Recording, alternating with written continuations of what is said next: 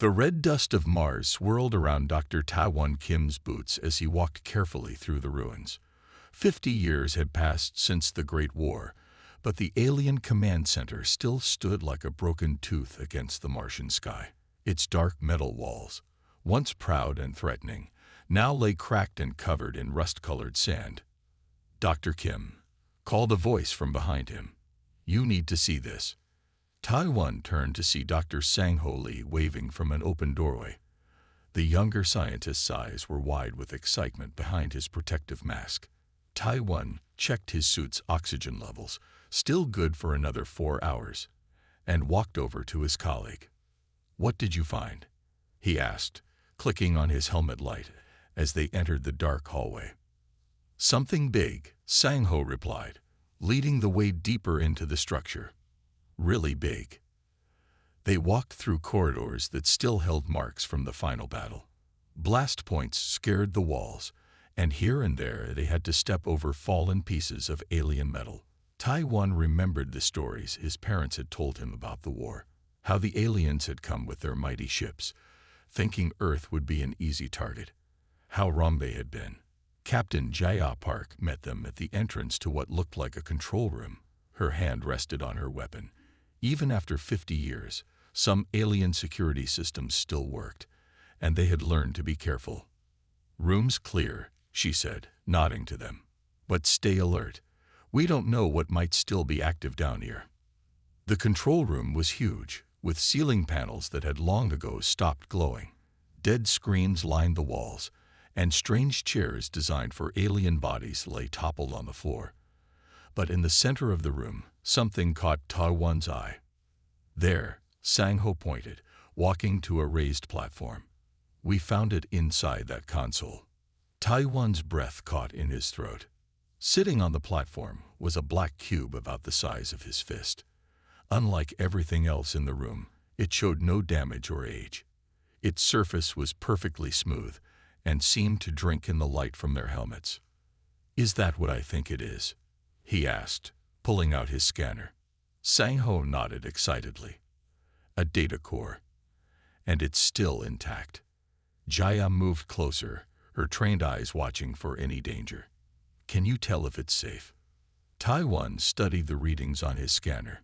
No power signature, no active systems, but he adjusted some settings. "There's something inside. Data. Lots of it. If we can read it," Sang-Ho said, "we might finally learn why they really came here. Why they thought they could win." Taiwan carefully picked up the cube. It was surprisingly light in his gloved hands. 50 years ago, the aliens had arrived in the solar system with their massive fleet. They had ignored all attempts at communication, all warnings to stay away. They had thought humans were primitive, easy prey. The sound of shifting metal made them all freeze. Jaya's weapon was up in an instant. "Movement," she said sharply. "East corridor." They waited, hearts pounding. A piece of ceiling fell somewhere in the distance, the crash echoing through empty halls. After a long minute, Jaya lowered her weapon slightly. "Just the building settling," she said. "But we should go. This place gets dangerous when the temperature drops at sunset." Taiwan nodded, carefully placing the data cube in a protective case. As they walked back through the ruins, he thought about what secrets the cube might hold. The aliens had been so certain of victory they had built this command center on Mars before even attacking Earth. Now it was just another ruin, a reminder of their failure. Outside, the Martian sun was setting, painting the sky in shades of pink and orange. Their research ship waited nearby, its Earth Alliance logo bright against its white hull. As they walked up the ramp, Taiwan looked back at the alien structure one last time.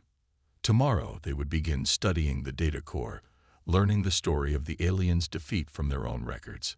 But for now, the ruins stood silent under the darkening sky, a monument to the day humanity proved it was no one's easy target. The data core sat heavy in its case as they entered the ship's airlock.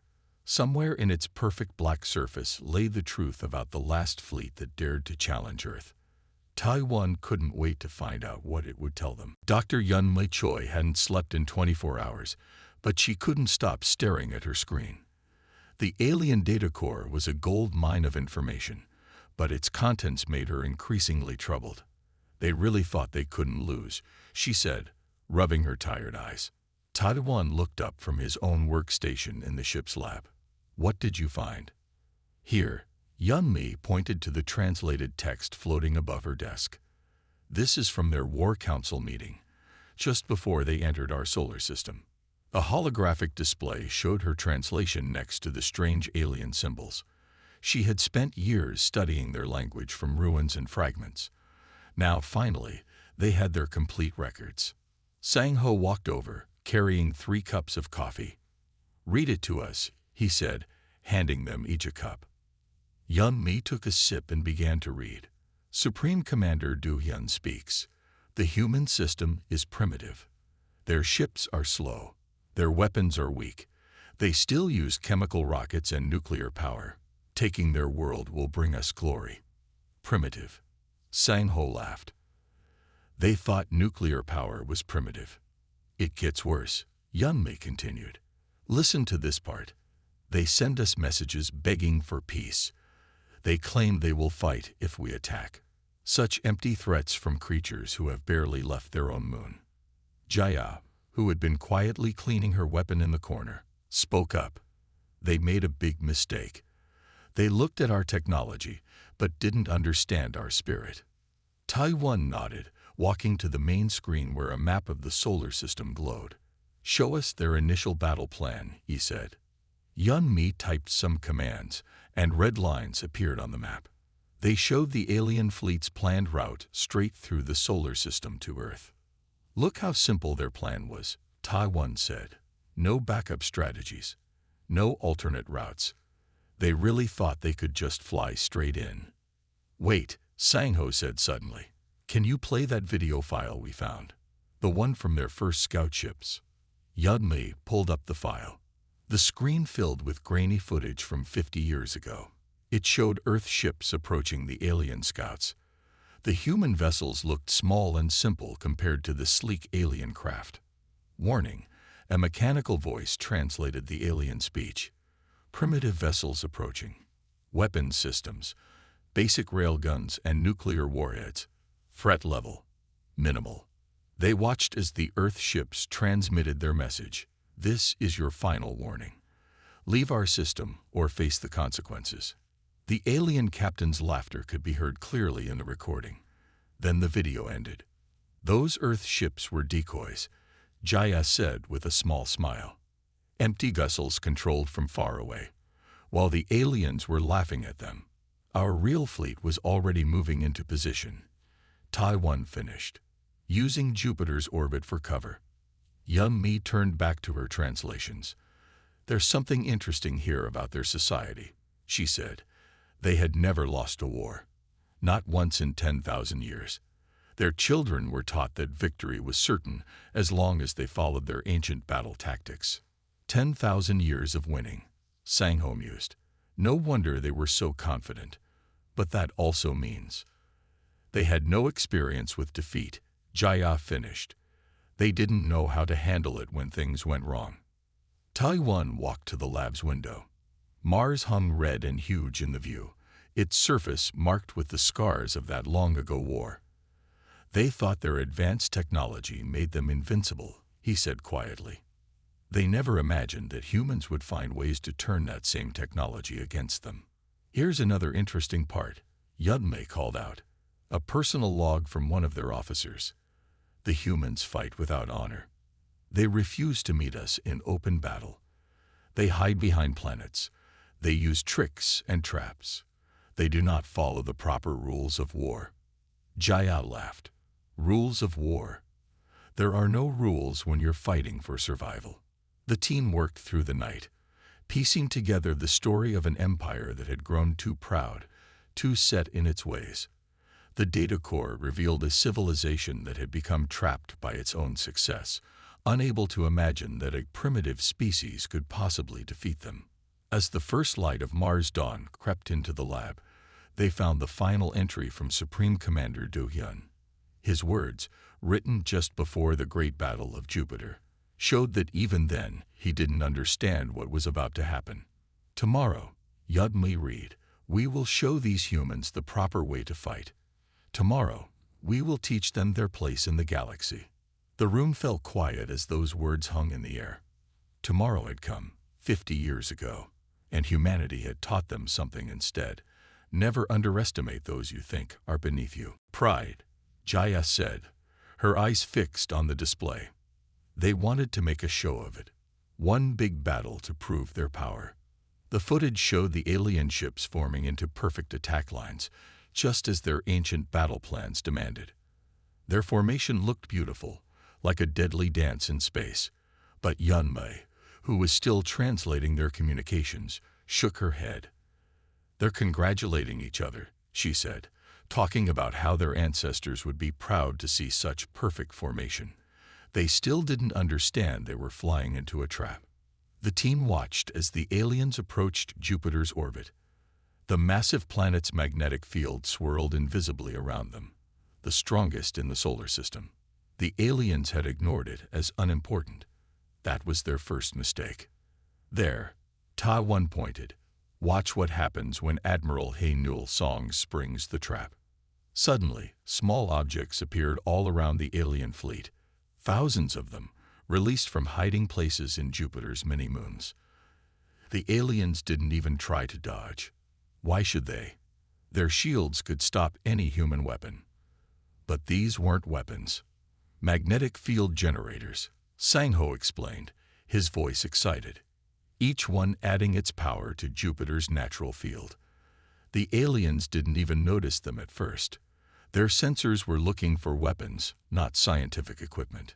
The footage showed the alien ships continuing forward, still in their perfect formation. Then the magnetic storm hit them.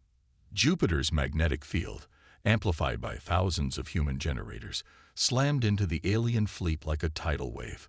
Their shields, designed to stop physical weapons and energy beams, did nothing against the magnetic force. Ships spun out of control as their navigation systems failed. Communications went dark. Weapons wouldn't fire. Admiral Song knew their weakness. Jaya said with professional admiration. All their advanced technology depended on precise magnetic alignment. Disrupt that, and nothing worked properly. The team watched as the real Earth fleet appeared from behind Jupiter's moons. The human ships were smaller, less advanced, but they had been specially shielded against magnetic interference. While the alien ships struggled to stay in formation, the Earth fleet attacked. Listen to this, Yun Mai said, translating the alien commander's frantic orders. Impossible.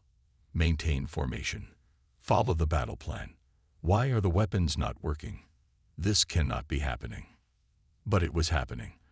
The perfect alien formation broke apart. Some ships crashed into each other, their navigation systems haywire. Others fired weapons randomly, missing their targets. The mighty alien fleet, which had never known defeat, fell into chaos. They never adapted, Taiwan observed.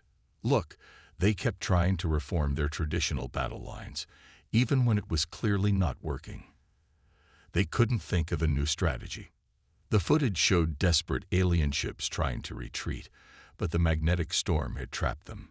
Earth ships, moving in small, flexible groups, picked them off one by one. The aliens' superior weapons and shields meant nothing in the face of this simple but devastating trap. Here comes the final phase, Jaya said quietly.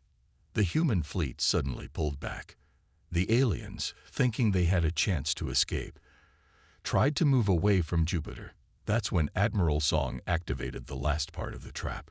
All the magnetic field generators detonated at once, creating a pulse so powerful it overloaded every alien system within range. The footage ended with a final transmission from the alien commander. We were wrong. These humans, they are not primitive. They are. The rest was static. Taiwan turned off the display. The lab was quiet except for the soft hum of equipment. Finally, Sang-ho spoke. All their technology, all their experience, defeated by basic science, he said. We used Jupiter itself as a weapon against them. Admiral Song understood something they didn't. Jaya added, you don't need the most advanced weapons. You just need to be smarter about how you use what you have. Yunmei was still reading through the translations. After this battle, their whole empire began to fall apart, she said. They had built their society on the idea that their way of fighting was unbeatable. When that proved false, everything they believed in was shaken. Taiwan finished. The Battle of Jupiter didn't just save Earth. It marked the beginning of the end for their entire civilization. Outside the lab window, Mars glowed red in the darkness.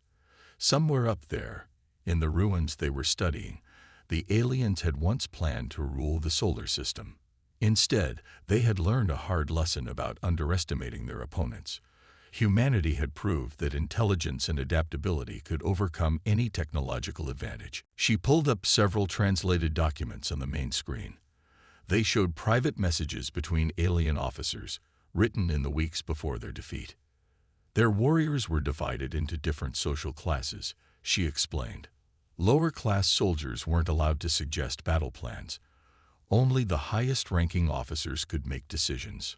That doesn't sound very effective, Jaya said, sipping her coffee. In Earth's military, even junior officers can offer tactical advice. Sometimes, they see things the commanders miss. Taiwan read through the translations carefully. Look at this message, he pointed. A lower-class engineer tried to warn them about Jupiter's magnetic field. They punished him for speaking out of turn. Sang Ho shook his head in disbelief. They ignored good advice because of social rank. No wonder they lost. It gets worse, Yunmei continued. She pulled up another file. Their entire society was built on strict rules. Everyone had to follow ancient traditions. Breaking tradition was seen as worse than losing a battle. The team spent the morning reading through personal logs and private messages. They found countless examples of alien soldiers seeing problems with their battle plans, but staying quiet out of fear or duty. Here's something interesting, Taiwan said after a while. They completely misunderstood human psychology. Listen to this report. The humans waste time caring for their wounded. They stop fighting to rescue damaged ships. This weakness will be their downfall. Jaya laughed. They thought compassion was weakness. That's exactly why we fought so hard, to protect each other. And look at this, Sang Ho added, pointing to another document. They were confused by our music. During the war, human ships would broadcast songs to each other to boost morale. The aliens thought we were having communication problems. Yunmei pulled up a particularly interesting log from an alien scout. This one writes, the humans laugh during battle. They tell jokes on their communication channels. They do not show proper seriousness. Clearly, they do not understand the glory of war. We understood plenty, Jaya said quietly. We just didn't worship war like they did. As they dug deeper into the records, they found more evidence of the aliens' rigid thinking. They had specific responses for every battle situation, written down thousands of years ago. But when humans did something unexpected, they didn't know how to react. Look at their reaction to human guerrilla tactics, Taiwan said, displaying another document. Small ships attacking supply lines, then disappearing into asteroid fields. The aliens called it cowardly because their tradition said all battles should be fought face to face. But that's just smart fighting, Jaya pointed out. You use whatever works. Pride doesn't win wars. Sang Ho was studying the alien psychological profiles of humans. They really didn't understand us at all, he said. They thought we would give up after losing a few battles. They didn't realize that humans fight harder when things look hopeless. That's because they had never lost before, Yunmei explained. They didn't understand that sometimes you learn more from losing than winning. The team worked through more translations as the day went on. They found records of alien officers becoming increasingly frustrated with human behavior. Nothing made sense to them. Humans didn't follow the proper rules of war, didn't respect ancient traditions, and kept coming up with new, unexpected strategies. Here's the most telling part. Taiwan said late in the afternoon. He displayed one final message on the main screen. It was written by a high-ranking alien officer just before the Battle of Jupiter. These humans are chaos given form. They have no respect for tradition. They change their tactics constantly. They work together across social classes. They laugh in the face of defeat. They show mercy to enemies. Everything they do is wrong, yet somehow they keep surviving. It is almost as if our ancient wisdom about warfare might be incomplete. The lad fell quiet as they considered these words. The aliens had finally started to understand, but by then it was too late. Their greatest strength was their advanced technology, Jaya said thoughtfully. But their greatest weakness was thinking that technology was all that mattered. They forgot that wars are won by people, not just weapons. Outside the ship's windows, the Martian sunset painted the sky in shades of red and gold. Somewhere out there, beyond the solar system, the remains of the alien civilization still existed. They had learned too late that true strength comes not from following ancient rules, but from being able to adapt, to care, to think in new ways. And that was a lesson humanity had known all along. Backup systems. Yunmi called from her station.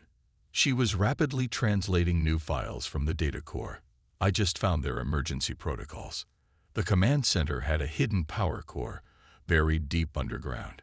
It was meant to activate if their main fleet was destroyed. Jaya was already putting on her suit. We need to shut it down. Now, before it can cause any damage. Wait, Taiwan said, reading over Yunmi's shoulder.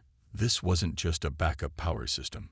It was part of their entire backup plan. Mars wasn't just going to be their command center. It was going to be their fortress if Earth proved harder to conquer than they expected.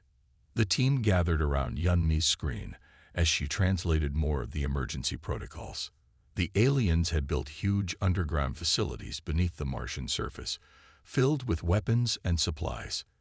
If their first attack failed, they planned to dig in and wage a long war from Mars. But they never got to use it, Sangho said. Our forces hit them too hard and too fast. And now it's all waking up, Jaya added grimly. 50 years late. Another tremor shook the ship. Outside, more lights were coming on in the alien structure. Strange humming sounds echoed across the Martian landscape. We need to get down there, Taiwan decided. If those weapon systems fully activate, they could threaten Earth even now.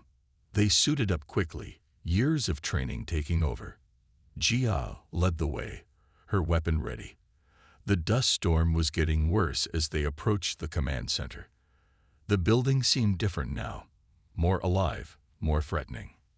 Look, Sangho pointed to new markings appearing on the walls.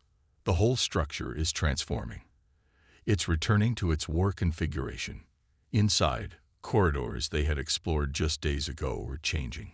Walls shifted, new rooms appeared, and ancient machinery grown to life. Their helmet lights caught glimpses of weapons emerging from hidden panels. This way, Yunmai directed, consulting her translator. The main control center should be 3 levels down. We can shut down the activation sequence from there. They moved carefully through the shifting building. Jaya's military experience proved invaluable as she guided them past awakening defense systems. Twice they had to hide as automated security drones floated past, their sensors still not fully functional after 50 years of sleep. The aliens were thorough, Taiwan observed as they descended deeper. This whole facility was like a sleeping giant, just waiting for the right moment. A giant that slept too long, Jaya replied. Like everything else they built, it followed old plans that don't work anymore. They reached the control center to find it transformed. Gone was the dusty, dead room they had explored earlier. Now it hummed with power, alien screens glowing with strange symbols. Can you read it? Taiwan asked Yunmei. She studied the displays intently. It's running through activation sequences. Weapons, shields, communication arrays. It's trying to contact a fleet that doesn't exist anymore. Sangho was checking the power readings. The energy levels are massive. This facility could support thousands of troops. They'd really thought they might need it. They didn't expect humans to have our own plans for Mars, Jaya said, keeping watch at the door. By the time they realized they needed this backup base, our forces had already taken control of the planet's orbit. Yunmei worked quickly at the alien controls, using her knowledge of their language to navigate the ancient systems. Their biggest weakness, she said as she worked, was always thinking they knew best. They built this incredible facility but never imagined we would find it and learn to use their own technology. The humming grew louder. More systems were coming online throughout the facility. They were running out of time. There, Yunmei said finally, I found the master control sequence. But it's protected. We need an alien command code to shut it down. Taiwan pulled out the data core they had found earlier. Would a Supreme Commander's authorization work? Yunmei smiled. That's exactly what we need. They plugged the data core into the alien console.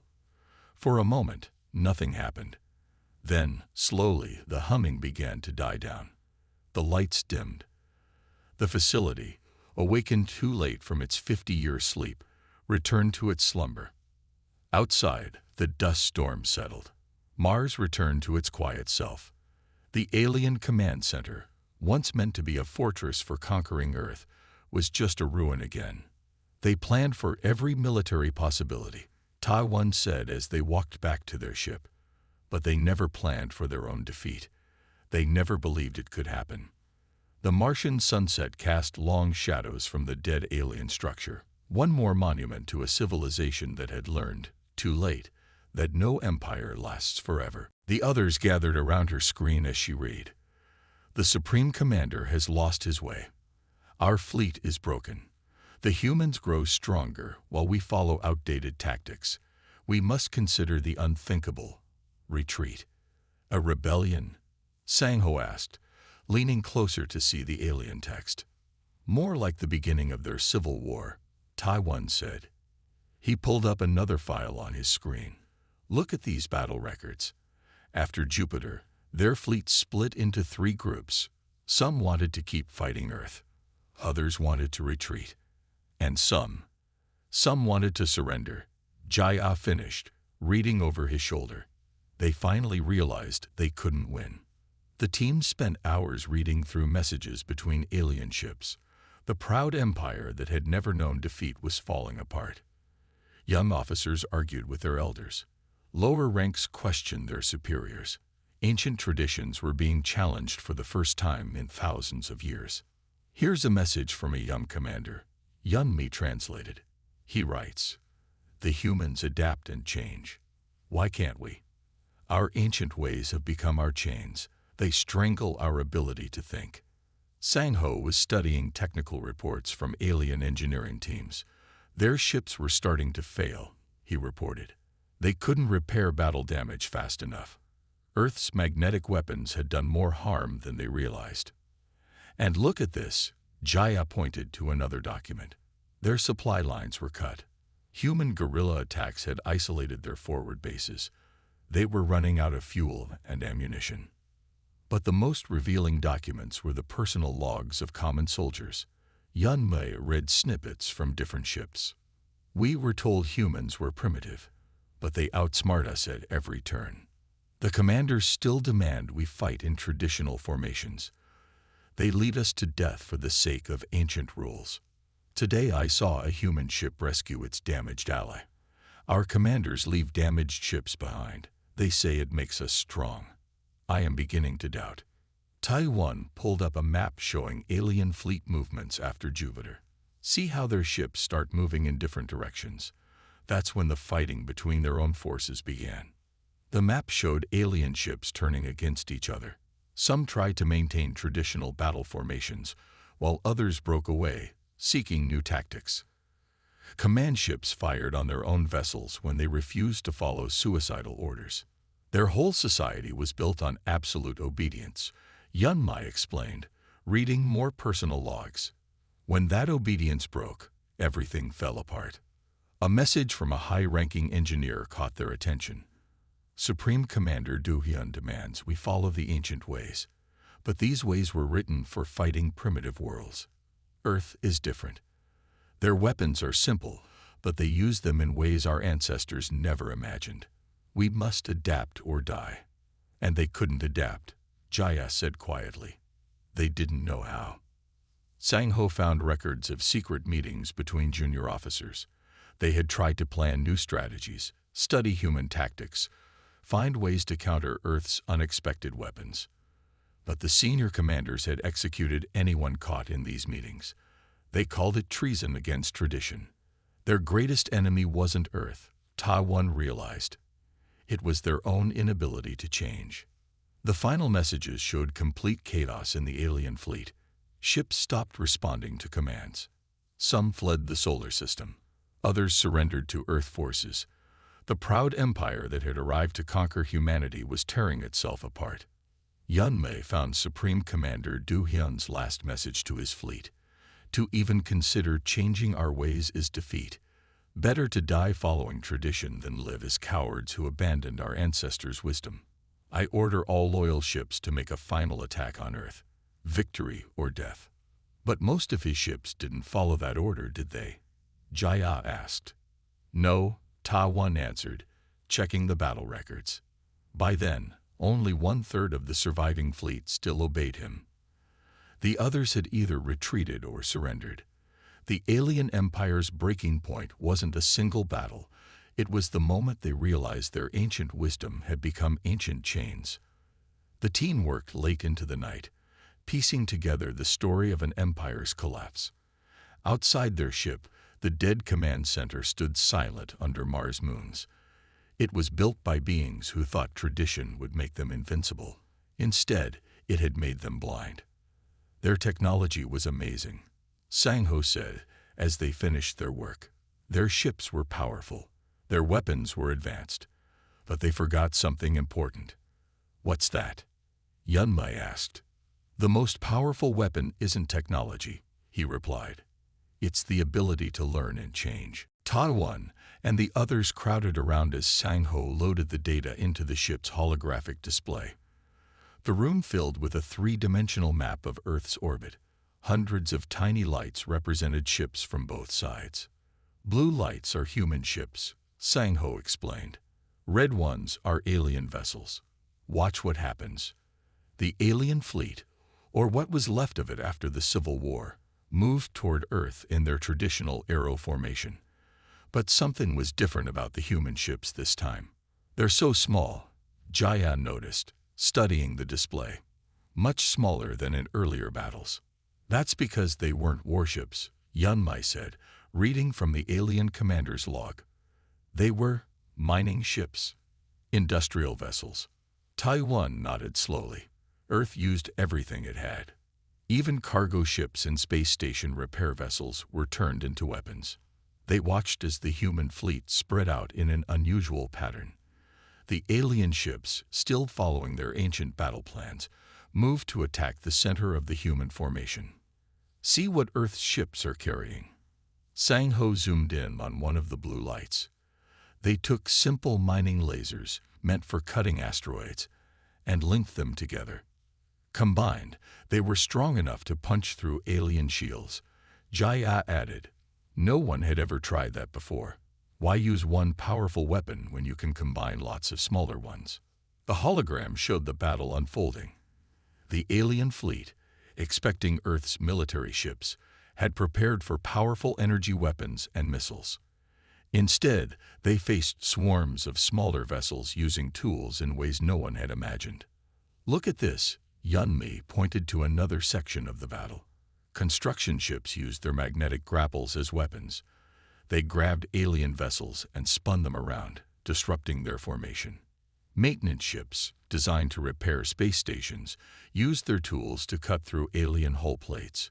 Mining explosives, meant for breaking up asteroids, created clouds of debris that confused alien sensors. They turned everything into a weapon, Ta-1 said quietly. Every tool, every piece of equipment found a new purpose. The alien commander's logs showed growing panic. This is not proper combat.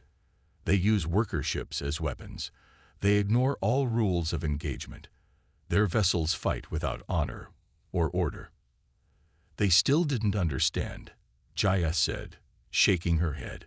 When you're fighting for survival, you use everything you have.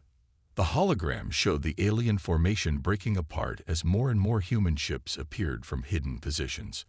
Earth had kept its main fleet back, letting the converted civilian ships do the unexpected work of confusing and splitting the alien forces. Here comes the final strike, Sang-Ho said. The main Earth fleet appeared behind the aliens, cutting off their retreat. Caught between the military ships and the swarm of converted civilian vessels, the alien fleet tried to reform their traditional battle lines one last time. They're still trying to follow their ancient tactics, Yunli observed, reading more from the commander's log. Even now, they can't adapt. The battle ended quickly after that. Earth's ships attacked from all directions, using every tool and technique they had learned. The proud alien fleet, which had begun the war expecting an easy victory, died trying to follow battle plans written thousands of years ago. Look at these numbers, Sang-Ho said, pulling up the final battle data.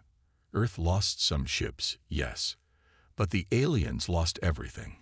Not because Earth had better weapons, but because they couldn't imagine simple tools being used in new ways. Yunli found the alien commander's final message, sent just before his ship was destroyed. They should have been easy to defeat. Their technology is young. Their weapons are simple, but they think differently. They change. They adapt. They turn mining tools into weapons of war. How can we fight an enemy that refuses to follow the proper rules of combat? The team watched the hologram replay the battle one more time. The story was clear now. The aliens had come to Earth expecting to find a primitive civilization. Instead, they found humans, creative, adaptable, and willing to try anything to survive. In the end, Taiwan said, it wasn't about having the strongest weapons or the most advanced technology. It was about being able to look at what you have and see new possibilities. That's why we won, Jaya added. Not because we were stronger, but because we never stopped thinking of new ways to fight. Outside their ship, the Martian wind blew dust against the windows. Somewhere out there, beyond the solar system, other alien civilizations had learned from this defeat. They had learned that Earth was not a primitive world to be conquered, but a place where simple tools could become powerful weapons in creative hands. She had found records of what happened to the alien civilization after their defeat at Earth. Most of their ships that survived the final battle didn't go home, she said, displaying the data on the main screen. They were afraid of punishment for their failure. Instead, they scattered across different star systems. What about the ones who did return? Taiwan asked. They found their empire already falling apart, Yunmei replied. News of their defeat had reached home. For the first time in their history, their people learned that their ancient ways could fail. Sang-Ho pulled up images from alien historical records. They showed huge cities where millions of aliens had once lived. But after the defeat at Earth, these cities had turned against each other. Their whole society was built on the idea that they couldn't lose, he explained. When that turned out to be wrong, everything else started to break down too. Jaya studied the records of alien ships that had surrendered to Earth. Look at how we treated them, she said. The aliens expected to be killed or enslaved. That's what they would have done to us. Instead, we offered them peace. The team read through accounts from captured alien soldiers. Many of them had been confused by human behavior. They didn't understand why Earth forces would provide medical care to injured alien crews, or why human doctors worked just as hard to save alien lives as human ones. Here's a message from a captured alien officer, Yummi translated. He writes, "The humans surprise us again. They feed us the same food they eat. They treat our wounds. They ask us questions about our families and our homes. This is not how conquerors should act."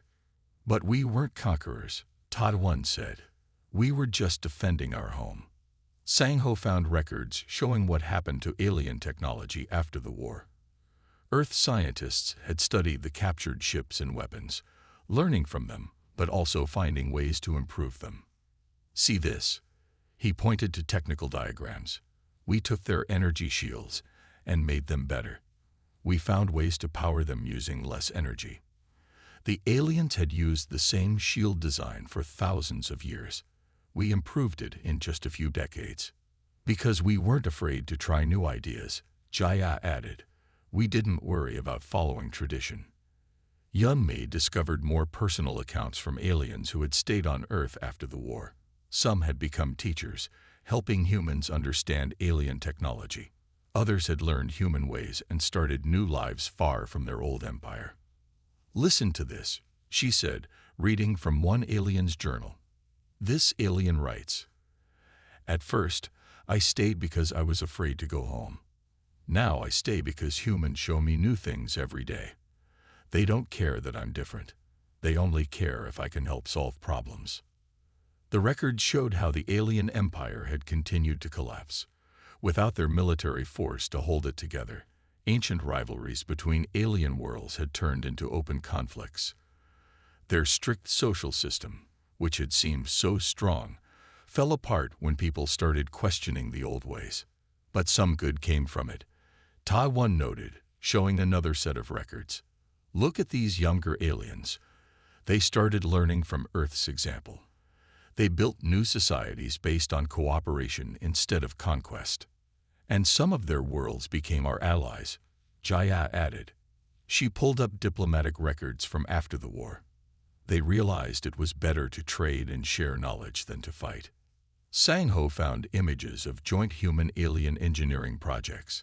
Former enemies worked together, combining alien technology with human creativity. Together, they built things neither side could have made alone. That's the real victory, Yunmei said quietly. Not just defeating them in battle, but showing them a better way to live. The team worked late into the night, documenting how a defeated empire had transformed. The aliens had come to Earth expecting to find primitive beings to conquer. Instead, they found equals who could beat them in battle but still show mercy in victory. Their civilization was like their weapons, Taiwan said as they finished their work. Advanced and powerful, but too rigid to adapt. They thought they were perfect, so they stopped trying to improve. Outside the ship's windows, Mars glowed red in the darkness. The alien command center stood as a reminder of the old empire's failure. But elsewhere in the solar system, humans and aliens now work together on space stations and research bases. The aliens thought war was about destroying your enemies. Jaya said, "We showed them it could be about making new friends instead." The battle for Earth had ended 50 years ago, but its most important lesson still echoed across the stars. True strength comes not from conquering others, but from learning to work together. On their final day at the Mars research site, the team gathered in the ship's observation dome. The alien command center cast long shadows in the setting sun, its broken shape a reminder of battles long past. "Time to send our report back to Earth," Taiwan said, looking through their collected data. "What do we tell them about everything we've learned?" Yunmu looked up from her final translations. "We tell them the truth. The aliens didn't fail because they were weak. They failed because they were too strong for too long. And that strength made them blind," Sangho added. He was organizing the technical data they'd gathered. They had the most advanced ships in the galaxy, the best weapons, powerful shields, but they thought that was all they needed. Jaya nodded, watching the Martian sunset. They forgot that weapons don't win wars. People do. And people need to be able to think, change, and grow. The team had spent weeks studying the ruins and the data core. They had pieced together the story of an empire that had ruled the stars for thousands of years. An empire that had never lost a battle until they met humans. "Look at this," Taiwan said, displaying their findings on the main screen. "We found proof that other alien civilizations watched what happened here. Earth's victory changed how the whole galaxy thinks about warfare." Yunmi pulled up some of her translated documents. Before Earth, every advanced civilization followed the old way of fighting. Big ships, powerful weapons, traditional tactics. We showed them something different. We showed them that creativity beats power, Sang-Ho said. That simple tools used in clever ways can defeat the strongest weapons. The screen showed how Earth's example had spread across space. Other civilizations had learned from humanity's victory. They stopped relying only on powerful technology. They started thinking in new ways. And look what happened after the war. Jaya pointed to more recent data. Earth didn't become a new empire. We didn't try to conquer anyone. Instead, we shared what we learned. The record showed how Earth had helped build a new kind of galactic community. Humans worked with their former enemies, sharing knowledge and solving problems together. The aliens who had once tried to conquer Earth became some of humanity's closest allies. Their technology combined with human creativity, Sang-Ho explained. Together, we've built things neither of us could have made alone. Yunmei found one last message in the data core. It was written by an alien historian shortly after the war. Earth taught us the hardest lesson. True strength isn't about having the best weapons or the most ancient traditions.